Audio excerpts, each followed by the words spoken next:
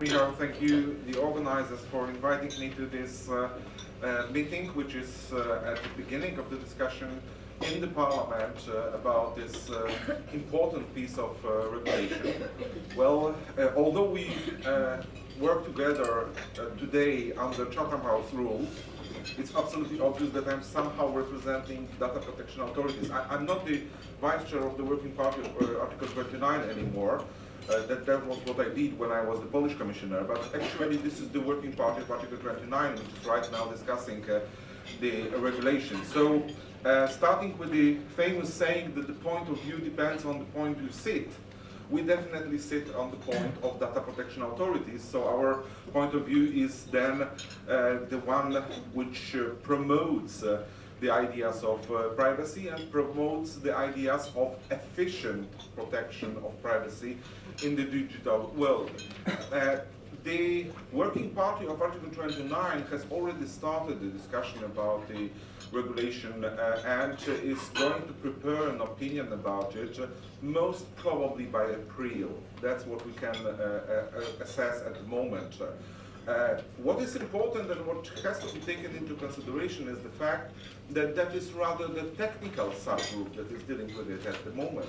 So we should not be, as data protection authorities, be accused that we put the philosophers on the top of the discussion, that we start to discuss from the ideological point of view. No, we don't. We actually think that this is the important practical piece of regulation, that if it should stay, and generally most of the data protection authorities are very positive to the fact that there is a proposal of the regulation and that there is a proposal of the regulation which is supplementing the GDPR. So if this piece of regulation should stay, then it should be really workable and it should be efficiently introduced and implemented in the countries. That makes also the important point for the data protection authorities, since there were big differences in current legal background as far as the data protection authorities' involvement in ePrivacy Directive is concerned. There were some data protection authorities that were fully competent in their countries for the things connected with the ePrivacy, and there were some of them which were actually largely outside of this discussion. So for them, the discussion about the regulation in this field is a new one. On one hand, then, we like the fact that these are data protection authorities who will be responsible for implementing that and enforcement of the ePrivacy regulation in the future. On the other hand, for some of the data protection authorities, that's a new thing and that's the new challenge for them. European Data Protection Supervisor is cooperating with other DPAs. If we issue our own opinion, that will be kind of supplementary opinion to the things which are done by the Working Party. We want to do it in full synergy with them.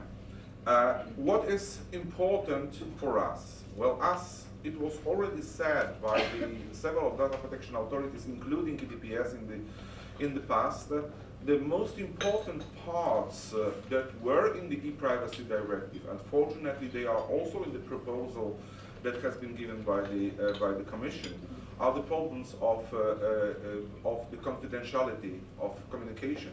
That so far the ePrivacy Directive was actually the only piece of the European legislation that says precisely about the confidentiality of communication.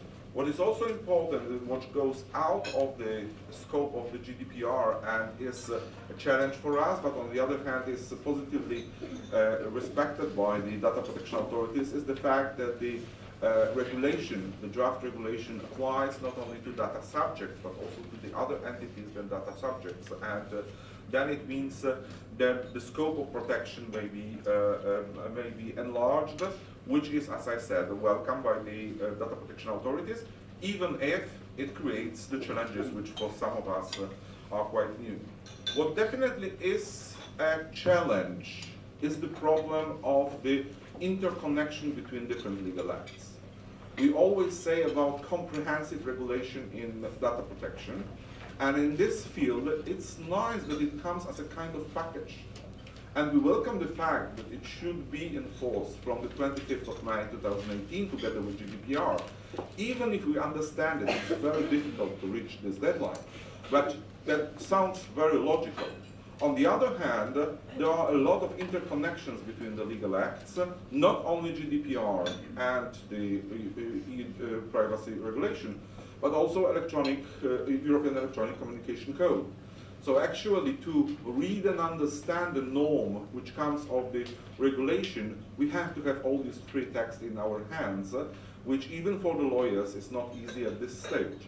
So there's a big room for a kind of improvement in the legal text, but also the education and information that can be given by all the stakeholders. So the legal text is complicated. On the other hand, we see that there are big pros of the proposal that has been given. Definitely the fact that this is the regulation, definitely the fact that the enforcement is given to the data protection authorities, and there should be no differences between the countries as they are at the moment. That's, what is also important is that there is a deletion of the duplication of data breach notifications, which is a very good thing, because we already were talking about it during the GDPR, that we have several data breaches, systems that are existing at the same time. So the fact that we are aligning it with the GDPR one is definitely the good step forward. Also, the proposal of the expansion of the scope of the regulation to the OTTs is something which is welcomed by the data protection authorities for the sake of having the comprehensive approach to the privacy. As I said, there are some concerns. Most of them are of legal reasons. I'm not going to touch at the moment the problem of consent. I guess it's going to appear during the discussion anyway. And let me just summarize it saying that there is nothing like a left-wing privacy protection or right-wing privacy protection or central privacy protection. There is a privacy protection. And I hope that you are not able to judge if your data protection authority in your country is a left-wing, right-wing, or the center. There are simply guys and ladies who are dealing with the privacy and the protection of the citizen, and the fact that they take it from the Christian background, or they take it from the secular background, or if they take it because of their positive attitude to the free market, or because they want to have the social rights especially protected, is something which is not of the first importance. And I'm very happy that this discussion starts here in the Parliament, because the mere fact that the Parliament is representing the citizens and is elected by the citizens shows that all these kinds of approaches may be visible during the discussion in the Parliament. That will not be an easy discussion. But let me remind one thing. When the GDPR was on the table, there were 4,000 amendments that were proposed to GDPR. I was the first one who said it's not possible for the Parliament to deal with 4,000 amendments. It's simply not possible. And it has been done in half a year because of the very good job of the people who are working in this House, MEPs, but also their assistants. And I hope it will be possible with ePrivacy, even if some of us have the skepticism about the deadlines. Thank you.